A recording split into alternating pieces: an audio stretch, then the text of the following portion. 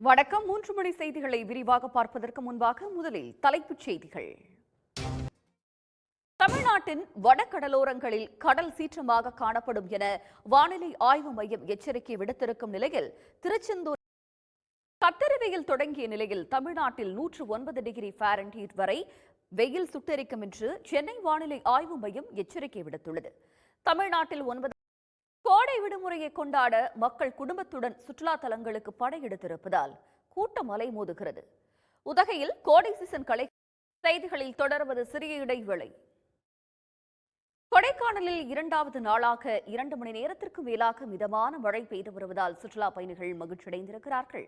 இது பற்றிய விவரங்களை தருவதற்காக இ-பாஸ் நடைமுறை குழப்பத்தால் கொடைக்கானலுக்கு சுற்றுலா பயணிகள் வருகை குறைந்திருப்பதாக வியாபாரிகள் கவலையடைந்திருக்கிறார்கள்.